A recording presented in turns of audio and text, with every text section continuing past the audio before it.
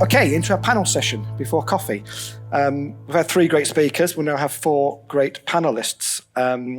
First of all, Julie Godley is Legal & General's Retail Director for Intermediary Protection, with over 3 decades of experience, including the intermediary side.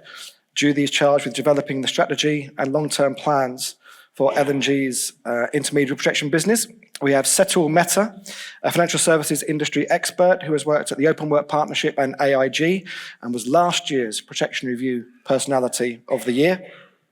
We have Alan Knowles, who has worked in the protection space since 2005 and set up the intermediary firm Cura in 2012. He is also a member of the Access to Insurance Working Group and current board member of the Protection Distributors Group. And Alan Desmier, the founder of Contact State, an insurtech used and trusted by insurance distributors and product providers to create better online journeys. Please welcome to the stage our panel.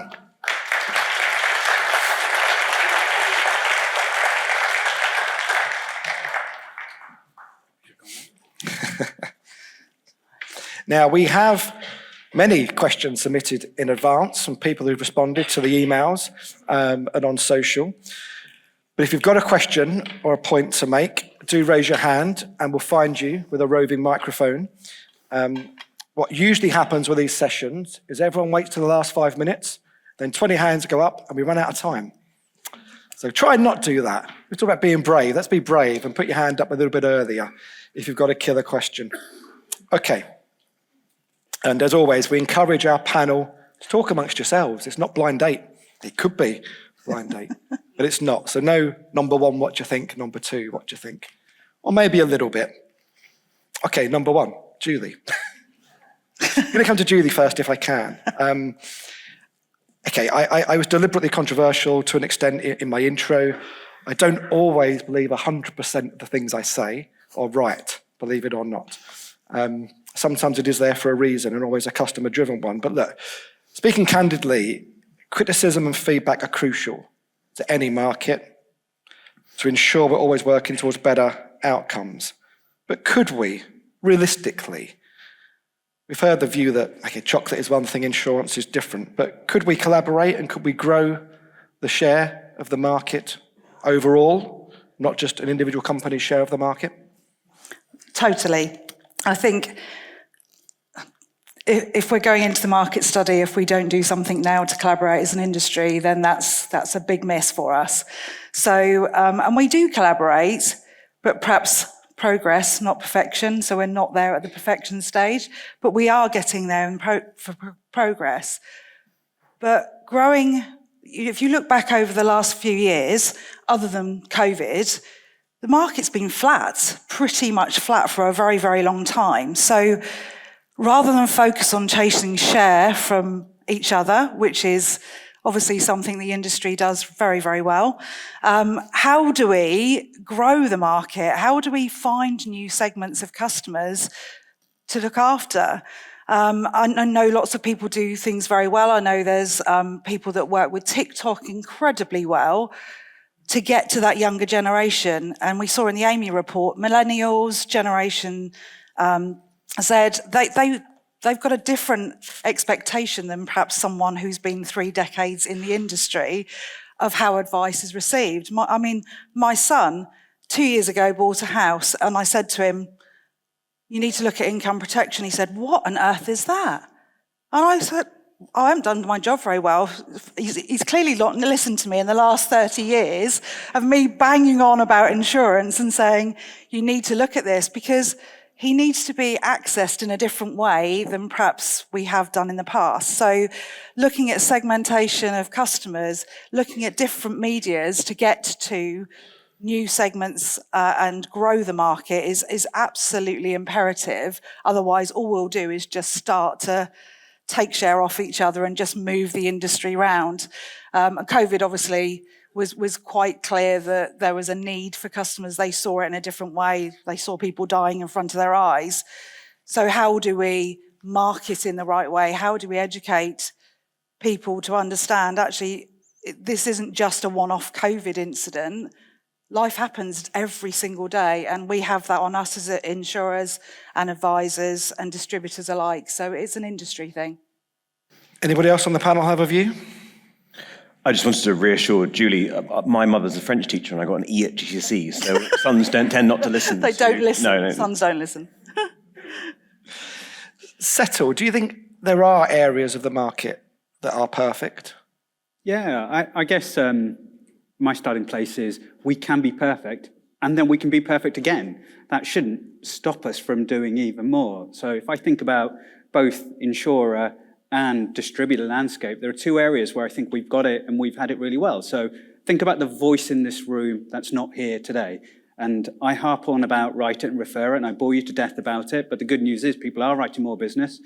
But for those wealth advisors in the room that are now starting to refer business to protection specialists, because it is a technical role, well, for them, when I speak to them and I review how the relationships go, they tell me three things. They tell me, one, I can refer a client and the advisor calls me and says, that client is now protected, sorted, perfect. Question number two, or conversation number two is, I've spoken to that client on your behalf, we've tried, but for this reason, they can't be protected. But at least the client understands why, and you as the wealth advisor understand why. Wealth advisor says, perfect, happy. And the third scenario is that protection specialist calling the wealth advisor and saying, your client is now claimed, right? IP in place, I just wanted you to know, all their payments continue, lifestyle continues, or carry on contributing their pensions and investments. Wealth advisor says, perfect, I'll give the client a call. Now, ignorance might be bliss, because we all in this room will say, yeah, but there's SLAs and there's delays and the GP and all the things we talked about this morning.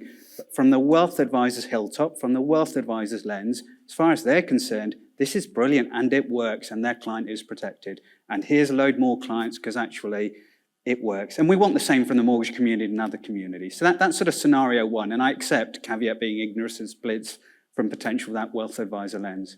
The second scenario is, I was talking to an advisor earlier who's only been here for 2 weeks, in the industry for 2 weeks. And I think this applies to those of you that have been here or feel like you've been here for 200 years. Life cover, at its real basic level, in the event you die, your loved one gets a payout. Simple. Most advisors, when they start off on the journey, will sell life cover. In the event you die, your loved one will get a payout. Boxed up, nice, simple, perfect. Now, there are lots of caveats to that, and then you start going into, well, indexation and terminal illness and waiver of premium and all the other stuff, and then you start to upsell and so on and so forth, and that's where it starts to get more complicated, and then you go into kick and IP and so on and so forth. But at the end of the day, if I talk to new advisors coming into the industry and trying to protect clients at a level one, what's easy for them? That description. That doesn't mean we can't be more perfect in other areas. The utopia on IP, you want to be able to say, your GP signs you up for 4 weeks, you will have your payout. We can't quite get there, but that shouldn't stop us from engaging and selling more IP. So those are probably the two areas where I think actually perfection exists today. Doesn't mean it can't be perfect again, doesn't mean it can't be perfect in a different way, but we should be proud of the bits where we're doing really well. Those are probably the two bits that I think we do well from my previous lenses. Can I just says, I think signposting is a really, really good example of where collaboration works. I remember so before I set up Cura, I once brought a broker into my office when I was running the office, and my old boss literally threw him out. He was an AR from within the network, and he said, you never ever bring competition into this office, that they'll steal your ideas, they'll look at what we're doing, and he literally threw this poor guy out on his backside. It was the most embarrassing thing I'd ever kind of experienced in business. And anyway, years later, I proved him entirely wrong, because we've got a very collaborative approach. That's what we do. We work with other people, and we built a very successful business from it. But actually, what signposting was born from, and certainly so the BEBA signposting committee and everything like that, was groups of brokers, insurers, trade bodies, charities, all getting in a room as looking at a problem in the industry for access to insurance and saying, actually, this isn't good enough. We need to be helping customers more. And that obviously then stepped into wealth advisors, mortgage advisors, and everything like that. And now signposting is a big word within our industry where people collaborate and they work together. And yes, I just think it's a really good example of it. Two-way as well. Yeah, absolutely. Okay, thank you. We had a tech question sent in an email, which was the problem that I'm coming to you, Alan, as it's tech-based. And it was a good question. It sort of made the point that that you've built businesses, several businesses in this space. It's a question I get asked a lot as well, which is, why isn't there more innovation? Why isn't there more disruption? Why aren't there more tech firms in this space? Oh, it's good timing. I'm here to encourage you to quit. That's going to be my message today. There is so much potential in the protection space that is held back by an existing way of doing businesses, an existing way of doing business, an existing way of underwriting, an existing way of acquiring customers. But actually, under the hood of what's going on, there's actually a seismic change going on in distribution. We track this space, and about four or 5 years ago, there were roughly about 130 protection firms who were telephone-based protection firms who were acquiring or generating leads and selling protection policies. That number is probably now like 70. There's a real contraction going on in the market. And we think that number will continue to shrink. We think probably within the next 2 years, there'll be more like 40 firms that are telephone-based firms that are actively acquiring customers. That's got some knock-on effects if you're an insurer. If you've got less people selling your products, there's less choice in the market. Before we got into this room, I was asking some questions about underwriting. And what distributors tell me is that underwriting is the most conservative it's ever been for the last 4 or 5 years. So what's going on? Consumers want the product. They just want different ways of accessing the product. Now, I would look to those of you in this room who make your living by understanding risk, who make your own living by understanding what the customer wants, and start thinking about how your skills might be better suited working for a challenger brand. We've heard it again and again this morning, from Joe to start, and actually Stephanie's point I thought was brilliant about having an entrepreneurial mindset. You might have to get to the situation where you can't provide the protection products that you want to do within your existing firm. It might be time to get together with a reinsurer or an insurer. It might be time to cut out an insurer or a reinsurer. It might be time to do your own thing, because what we're doing right now isn't working. So I think, Kevin, in answer to your question, innovation isn't working right now because we've all got an accepted way of doing business. There's an accepted way of what we will and won't put on risk. There's an accepted way that a consumer has to have 25-year underwriting terms. There's an accepted way that actually annual life insurance doesn't work. I think we've got to look at changing the product set, and I think the best way to do that is to bring in startups who have a different mentality and different mindset. Okay, so I don't want to repeat the past here, but I mentioned Dead Happy in my intro. Now, they were a challenger brand, and the dust has settled now, so to speak. And perhaps we'll get the IFA view, Alan.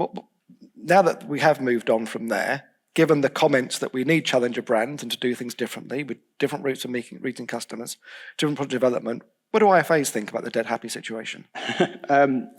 So, Dead Happy were proper Marmite, I suppose.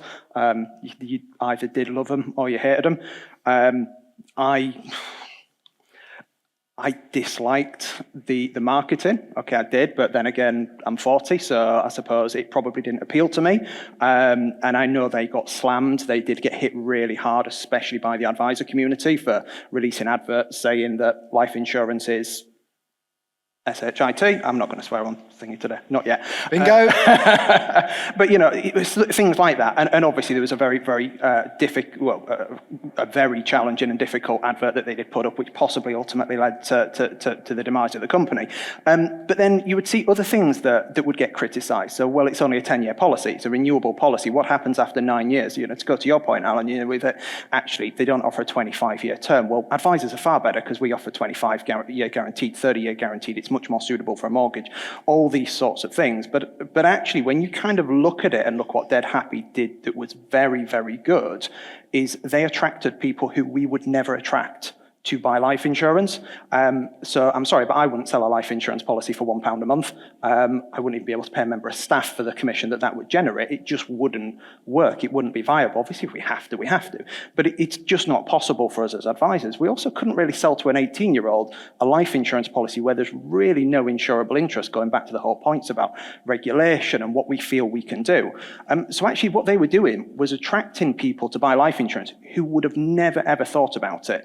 And they were getting them on that ladder to have something. Okay, it might have not been particularly good, might have not been as good as the policy that I would have offered or that any other advisor would have offered, but it gave them something. So actually then when they come to get their first mortgage or their first financial appointment, well, they've already got that interest in life insurance or in protection because they already know a little bit about it. And actually advisors could then potentially do something far better and add on to it and all these sorts of things. But I think we miss a trick from that, I really do. And I think that's something that we could benefit from a startup to help introduce that call, because to be fair, we're probably just not good enough. And to your point, Alan, I think it's a start. I think there's a tension here, right? Which is we desperately want to provide a product that does right by the consumer, and there's a tension with a startup that comes in and says we're going to rip up all the rules and we're going to change everything. But if you ask me, that's the tension that's missing from the protection space, is that there's an accepted way of doing things. But I think overwhelmingly, my point about the protection distribution space contracting is consumers are rejecting it. And so it's uncomfortable. If you read any of the comments when Dead Happy went down, there was a lot of "I told you so." Well, okay, that's fine, but and I know from a marketing point of view, Dead Happy had a space of the market that, as you've already said, that no one else had. So how do we get the knowledge out of reinsurers, insurers, distributors? How do we get that knowledge into a challenger brand? And I think that's, when we talk about collaboration, the answer's in this room, right? The answer is in this room. There are 3-4 different ways at the market. But what we need, and Joe's point about sugar and the supply chain was the most interesting thing, I think, that I took from all of the panel discussions, because what we're lacking is entrepreneurial underwriting to take a chance. A way to say, there's a business called Athlete that wants to start offering terms based on your VO2 max if you're a cyclist. It's an out here idea, but it's a great idea, right? Like the idea that VO2 max is a neat predictor of your fitness and health might actually be linked into your underwriting. I love the work being done by the microbiome community around gut health. Gut health is a really great predictor of how long you might live. How do we get that level of innovation into underwriting would be my challenge. I think I'd probably go one step further. What we're talking about is how do you access more people? And you access more clients either through product innovation, through tech innovation, through probably things that don't exist today but will do in 5-10 years' time. And we want almost that competition. I wanted to try and get that in once. How does that work in practice? Because Dead Happy did that, accessed an element of the community. Advised, non-advised, not going to go into that debate today, but again, non-advised will access an element of the community and a reach out there. That's the utopia, and there are different ways of cutting that. Like you say, reinsurers going direct, or whether it's distributors using tech, and it's trying to find that. And what we have had over the last 10, 15 years is bumps where people have come out with products and propositions that have done something different and have been a different way. And, I'm not going to sell that. But actually, there have been plenty of clients who've taken something up. And how can we get all of that, but mass produce it? So really, we ultimately get everybody protected. And then we have the reviews, and we talked about annual statements earlier, and whatever element, whichever bullet point is important to you as an advisor or to the client, we just need to get that. And we do a lot of that, but we can't stop. And there are some innovators coming out and challenger brands coming out that will absolutely change the landscape, and we should embrace it. And some are embracing it. It's then you've got to multiply it. I think also, Alan, just listening to your point, there is not a provider in the land that would not love to cut the GP out of the whole process. Yes. Only just the other day, we had a GP surgery say to us, 10 months before you'll get your report. And it's like, are you kidding me? 10 months. So we're all desperately trying to innovate in that space, and we're looking at different things. And I suppose it goes back to progress, not perfection. We're not there yet. But like you say, there are so many more innovators out there that are looking at different ways in which we can do it. A few years ago, we had a selfie. We tried out in America, actually, take a selfie, and it tells you how much your insurance is going to be, because it depends. Right. And face quote, and but it didn't really take off. So there will be something that comes along. It's got to be the right thing, and it's got to make sure it gets the right outcome for that customer, and that at point of claim they can claim. Can I pick up on Julie's point? I think there's the open question I would ask to the room is: are there too many people in the chain? Is there enough margin? Is there enough profit to create interesting protection products? And I think one of the things I would love to see a collaboration of distributor and product provider, where a distributor is keeping more of the risk. I think last time I was here, 5-6 years ago, I was sort of warning about the perils of lead gen. Now, lead gen as a third-party lead gen. Now, lead gen is now a much less of an issue in protection, because there's not the margin. Because people like Reassured, people like Clark, people like ProtectLine show that actually, if you do your own marketing, you would be much more profitable. I think if we look at these 4 silos of the protection industry, reinsurance, product, distribution, and marketing, how can we slim that down to 2 or 3? Because then I think it becomes it's much easier to innovate if you've got more margin. There was an interesting presentation here a couple of years ago, actually, and forgive me, I can't remember the chap's name who did it, but he showed how much everybody takes from the chain. So obviously the reinsurer takes the greatest amount of risk and take the bulk of the premium. And then they sort of showed the intermediary in this, how much was put aside for claims. And then you had this tiny little slither, which was the insurer's profit. And it was minute with it, it really was. And I think we've driven, I know we can't talk about pricing, but we've driven it so low that, as you said, there's not enough margin in it to then do something new with it.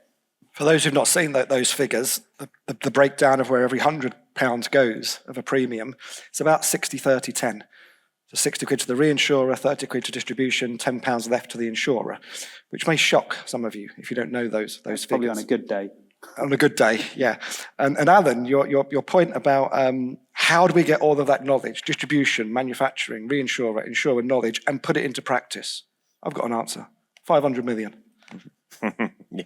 Insurers need a couple of 100 million to play in this market. We've got 15, 20 minutes or so left before coffee. I will come to the floor for questions in a moment. There's one more thing I wanted to do. I've been asked to put advisors on the spot a bit and insurers on the spot a bit. So I'm going to put both of these questions out and see if anybody wants to answer them. The point about advisors is, okay, you advisors, you always say, we're open to new ideas. There's a new insurer. Oh, go build that. You know where I'm going with this. Go build that. We'll sell it. Promise we'll sell it. Then what happens? No, don't sell it. Compliance says no. Customer didn't want it. It's not cheap enough. It's not on the portals, etc. So that's a question to distribution. The flip side is this point about insurers criticising each other. And I wanted to ask Alan, to what extent, in your view as an advisor, do insurers criticise each other when they come to see you or at these many industry events? And does it help or hinder, in your view? Yeah. So it's not just insurers, to be fair. I think brokers do it at times as well. I was guilty of this years ago, actually. It was you, actually, Kev, who said to me, is this really what our industry need, which is brokers bickering with each other? And it kind of stuck with me, actually, because you made a comment of saying, is this what we want the public to see? People basically saying bad things about one another. Shouldn't we be working together more? And actually, years later, that still stuck with me today. And you were right with it. But it does happen with insurers as well. I think less so than it used to do.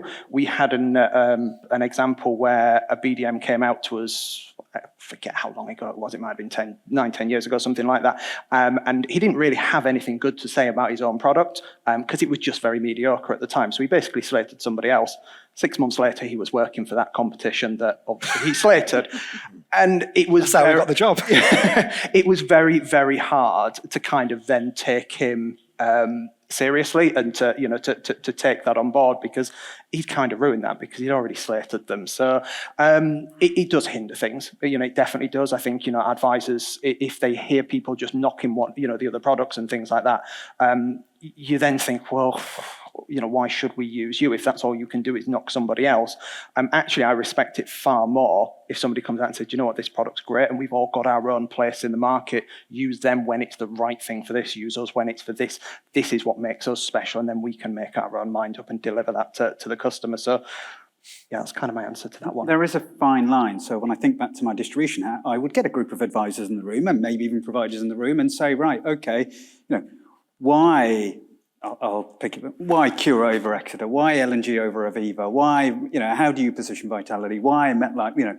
And there's a fine line between criticism and actually, this is how I position it. This is why I like this versus another. Because if that amplifies, that gives other people views on how they may position or how they may objection handle. Call it whatever you will. But it's important we don't get into the world of just criticising for the sake of criticising, because actually we're not going to get better as a result. But all advisors, no matter how technical you are or not, will sometimes struggle if there's a large panel of providers available and you're trying to think about why this one over the other one. And there's a bit that we can learn from that on, but how do we bottle that up to make sure it's around evolving rather than just dismissing? So I remember when you were at AIG Settle and you had a call with a bunch of advisors talking about income protection changes that were coming on. And I really felt for you, and I feel for insurers when you do make these changes, because actually you had some advisors, me amongst them, who were not happy with the changes. And then you had others who were absolutely over the moon with the changes because it was going to bring prices down, increase access on that side. But actually for my customer base, it hurt them because I couldn't do this and I couldn't do that. So there's no such thing as perfect, is there? That's the thing. You can't please everybody with everything. Any other views on these questions? Otherwise, we'll move to the floor. Anybody itching to ask a question? We have one there and one there. Thank you. Great panel debate. Just picking up on the piece about collaboration. I think we're being a bit hard on ourselves, if I'm being honest. Why don't you just take a look at what's been happening in the income protection world over the last couple of years? And Alan picked up on it there. You think about the work that's been done by the Income Protection Task Force, you think about coaches such as Matt Chapman and Gary Waters and other people. But do you think we've gone far enough in that collaboration? What more could we do? How can we help grow, particularly income protection, which is making a big resurgence? Big growth this year, how can we do more? Don't necessarily have an answer on what more we can do, but I do completely agree with you. I think groups like the IPTF, for example, the Access to Insurance Group, the PDG, when we get people who are working together for a common goal to improve things for customers, we can actually achieve some really, really good things. We'll go back to signposting, transparency around underwriting. I don't think we would have income protection policies being accepted for people living with HIV today if it wasn't for the access to insurance work that was done. So there's been some massive, massive improvements, but we do need to go further. We need to do more than that. And I think one of the fears, and this has come up time and time again with it, is competition law. And we get so worried and wrapped up amongst ourselves at time over, well, at what point does this become anti-competitive? But actually, if it's helping the consumer and it's making things better for them and it's not collusion, then surely it's not. So yeah, I'd do more, definitely. So we should vocalise some of the challenges more. So, CI Expert at the moment talking about to a single life versus joint. That's challenging some of the thought processes and whether you think it's right or not right and wherever you stand on it. But at least it's challenging the thought process for all the right reasons. And that will start getting discussion going, and that will get more people talking, and that could create then change. What are the other things that exist that are stopping us that we can start to have those bigger, more public debates and discussions without breaking competition laws? There's lots of things you could do, but we need those vocal bodies to talk about it. And the market studies, one of those. There were lots of people talking about actually what this could lead to and what it doesn't lead to. Lots of people then chose to respond, and having heard the FCA last month on what their initial views are, they clearly listened to a lot of the feedback that has gone in, that was vocalized in the press and various forums. So challenging and being vocal and not being afraid to vocal and then amplifying that, that's really important to get us to start thinking differently and breaking down some of those barriers. I totally agree as well, actually. I think we've done a great job with income protection across the industry. I totally agree with you, Alan. But I think where we can go a step further, and I've had the PGD reach out to me for us to collaborate more as an industry through the market study, and that's where we probably need to go, is take that next brave step without stepping into competition law, where we can support each other. Because let's face it, off the back of the market study, distributors and insurers alike are going to get a huge amount of information requests coming through. So how do we limit that, and how do we make it more palatable for everybody involved, rather than it be a long drawn out red tape process? Alan, I love the question because it's evidence of collaboration growing the market, but I can't praise Jo too much because she's won too many awards this year. We have a question there in green. Thank you. Thank you very much. Wonderful panel. And I'm very happy that Julie began the conversation about income protection for young people. I'm working with startups, and I haven't seen anyone who've got income protection. I'm working with hundreds of them. And every time when I'm asking, why don't you have?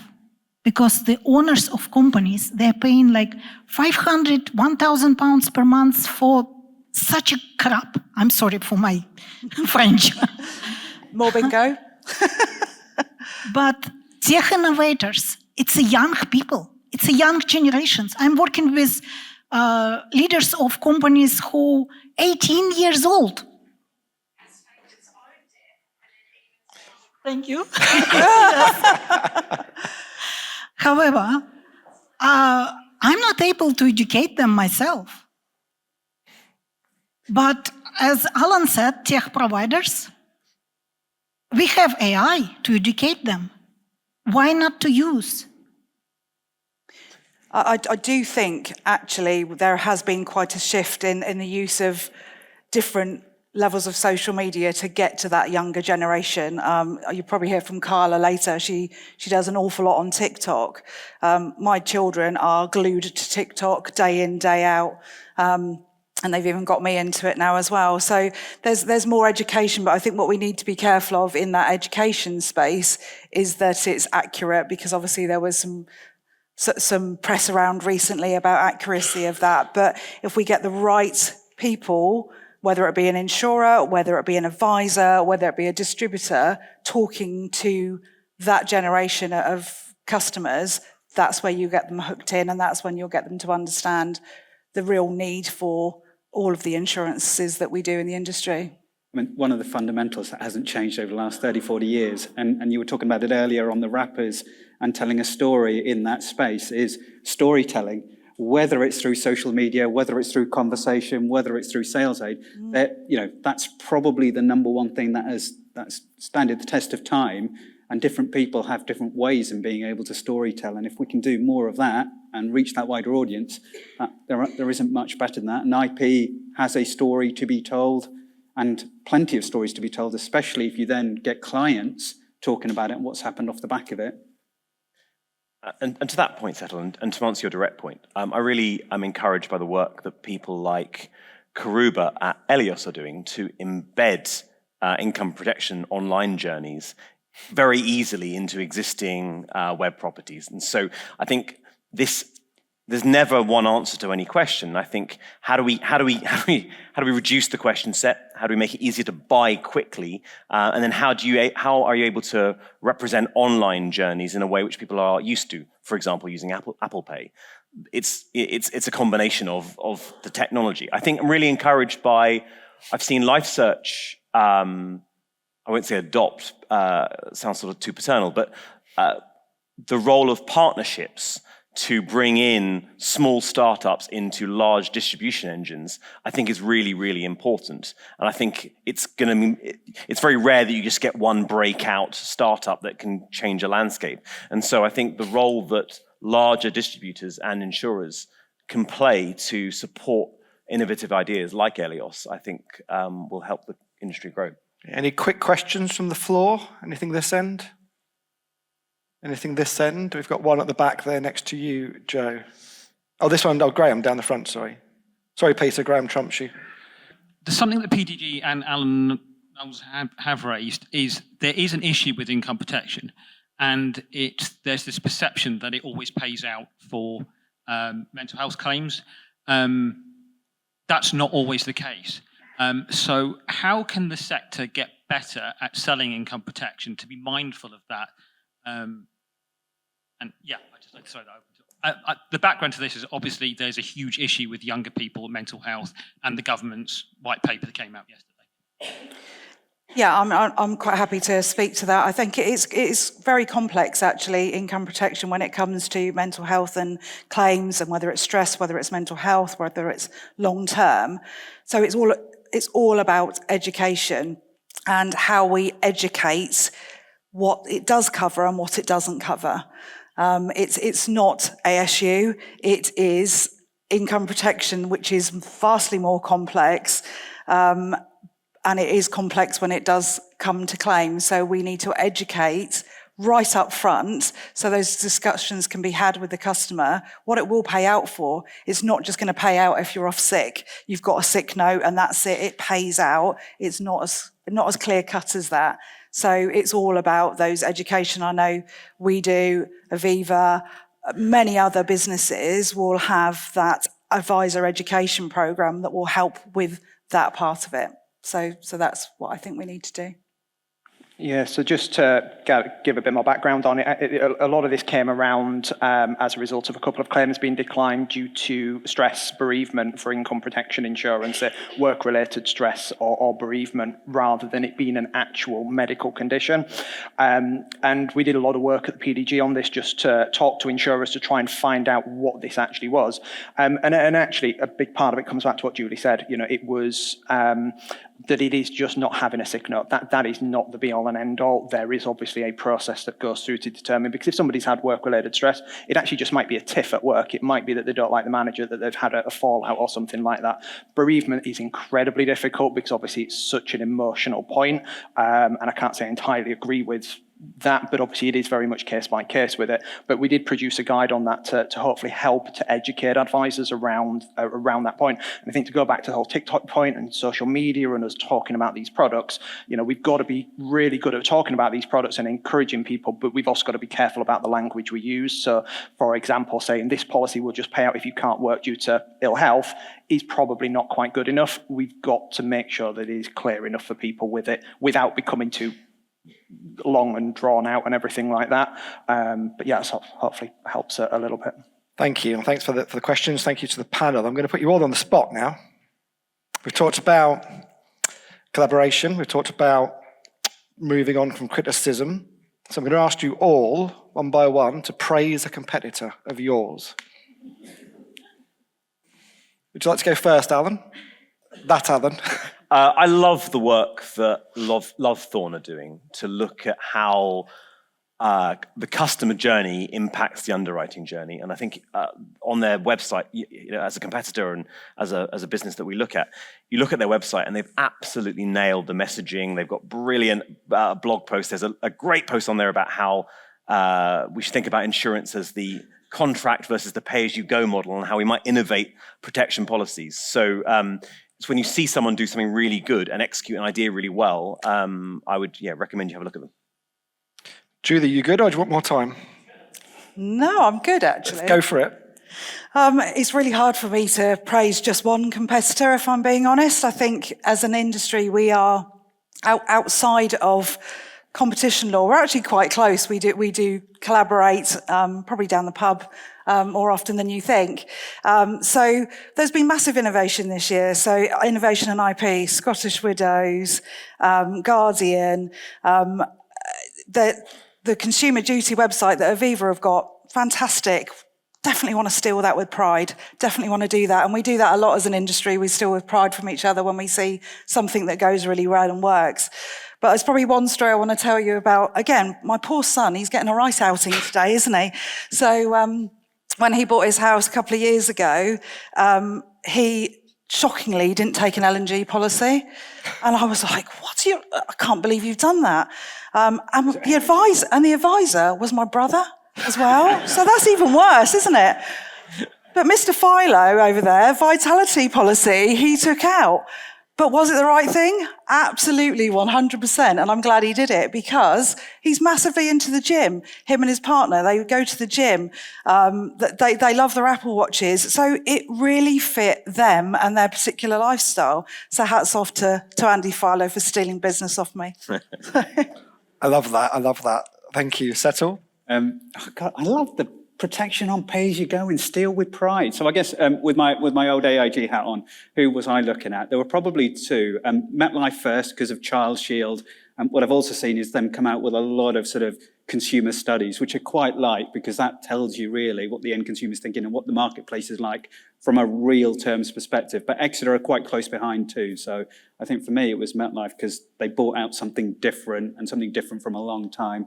And they're giving us the voice of the end consumer and the marketplace out there on a regular basis. And the last word, Mr. Knowles. Cool. So yeah, I could probably praise a lot of brokers actually, because I actually like a lot of them. But I would like to praise the insurance surgery. So the insurance surgery, we did have a falling out, our two companies a while ago because we work very much in the same space. I find it hard to believe I fell out with anybody, but Andy, who is the current MD, and Tom predecessor have done an absolutely fantastic job. You know, they help a lot of customers with pre-existing health conditions. They're advocates of signposting. They do everything that's right in our industry. So yeah, hats off to them.